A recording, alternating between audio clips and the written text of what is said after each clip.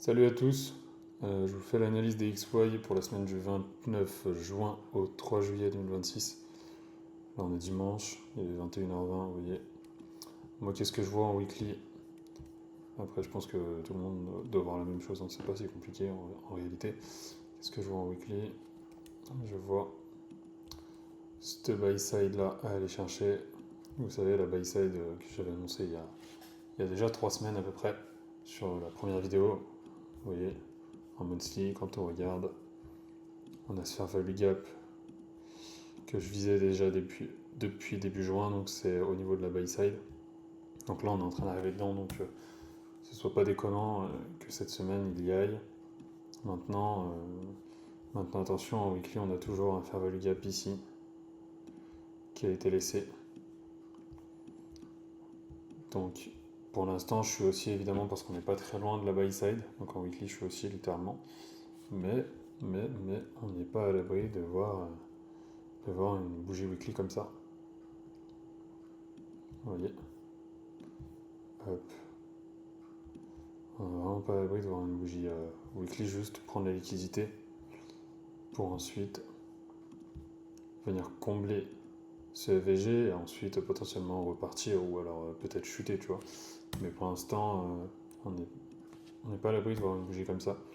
Surtout que vous voyez que mercredi, jeudi, il y a quand même pas mal de belles news. Donc on n'est pas à l'abri de ça. Maintenant, dans tous les cas, on voit bien qu'on est aussi en weekly. C'est pas problématique.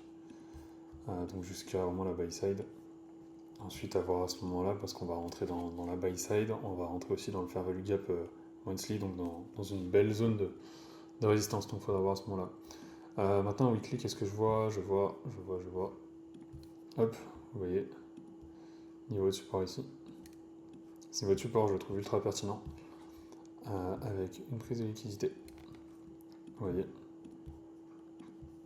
Hop, ici. Maintenant, ce niveau de support, pourquoi je le trouve ultra pertinent? Parce que, selon moi, à partir de lundi, c'est soit on ouvre et on continue, et directement on ira chercher la liquidité là, et à ce moment-là, à partir de la buy side, il faudra faire ultra attention, il faudra être ultra sécure sur ses positions. Soit, ce qui serait ultra intéressant, c'est que cette prise de liquidité soit break, et que le prix vienne hop, pour venir combler le fair value gap weekly, et ensuite venir nous redonner jusqu'à la buy side, et ça serait top. Oui, hop. Ça serait vraiment cool, comme ça.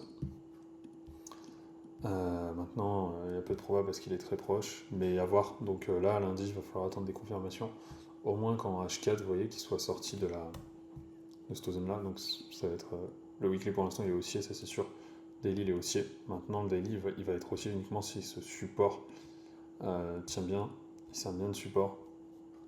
Donc ce qu'il va falloir attendre pour confirmation en H4, ça va être... Vous voyez, en plus en H4, là, on a une belle zone. Hein. Hop. En H4, on a une belle zone de fair value gap. On a la prise de liquidité ici qui est bien marquée. Hop. Voilà. Donc en H4, là, ce qu'il faudra attendre, c'est la belle confirmation, par exemple, du MSS ici. Du MSS ici, ou alors de l'IFVG ici, vous voyez, elle est minime, hein, mais hop, de l'IFVG ici. Le breaker ici. Hop. Du breaker ici. On va mettre en orange. Hop. Donc là, littéralement, il faudra attendre que le prix casse cette zone pour être sûr que notre daily part bien à la hausse et notre weekly suit bien aussi à la hausse jusqu'à cette buy side. Donc là, moi, ce que j'attendrais, c'est vraiment une cassure avec le corps, hein, avec le corps de bougie et pas autre chose, hein, vous voyez. Hop. Vraiment avec le corps. Donc attendez bien la clôture attendez bien la clôture de la bougie avec le corps. Vous faites pas avoir par juste une mèche avec une prise de liquidité, etc. Ce serait ultra dommage. Puis voilà. Moi personnellement, Le MSS là il est un petit peu loin. Le FVG là ici pourrait très bien en premier lieu me confirmer la hausse. Maintenant le breaker et le MSS seraient un plus. Mais s'il vient break avec une belle bougie, les trois en même temps, comme ça serait incroyable. Pour ensuite potentiellement revenir ici sur un fairway gap et repartir. Voilà. Donc moi mon weekly et mon daily sont haussiers, mais en attente de cette zone-là pour prendre position. Je ne prends pas position tant que cette zone-là ne me confirme pas la hausse en H4. Parce que le prix là potentiellement il peut toujours revenir faire ça dans le weekly et repartir.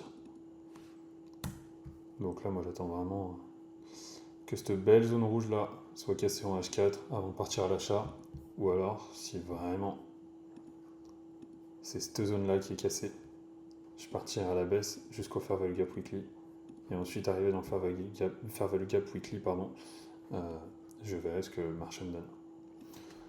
Voilà.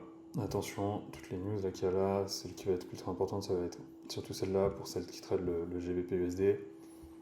Ça va être celle-là pour ceux qui tradent l'USD, donc le 1er juillet, peut-être éviter de trader. Moi je sais que je vais pas trader le 1er juillet à cause de ça, et puis surtout que c'est le premier du mois, donc c'est un peu compliqué à les manipuler, etc. Et puis le 2 juillet, il y a les taux de chômage US, donc ça c'est pareil. Donc le 1er et 2 juillet, c'est sûr que je ne traderai pas.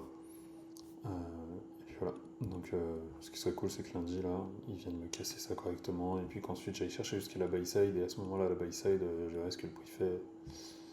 Et puis voilà.